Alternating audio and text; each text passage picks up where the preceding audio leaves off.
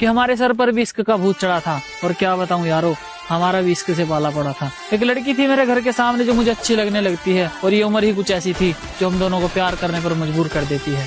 उसके साथ बिताए हुए पलों में मुझे जन्नत का एहसास होता था, और उसके घर वालों के चले जाने के बाद मैं उसकी गोद में सर रखकर चैन से सोता था। एक दिन उसके घर वालों को पता चल जाता है, वो हम दोनों को मिलते हुए देख लेते हैं, और अब उसके घर वाले उस पर पाबंदियां करनी शुरू कर देते हैं।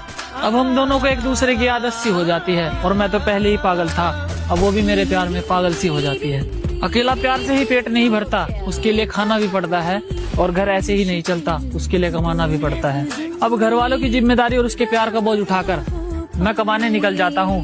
मैं जल्दी ही वापस आऊंगा, मेरा इंतजार करना, ये कहकर मैं बाहर आ जाता हूँ। उसे मेरी आदत थी तो वो मेरा इंतजार कैसे करती, और मैं उसकी मजबूरी समझता था। उसके पास तो फोन भी नहीं था, तो मुझसे बात कैसे करती। मेरा काम में मन नहीं लगता, अब मैं घर जाने की ठान लेता हूँ, और उसके पास जाकर लिपट लिपट कर रहूंगा। मैं उसके पास जाने की ठान लेता हूँ। घर आते ही छत पर चढ़ जाता हूँ, और वो मुझे नजर आती है।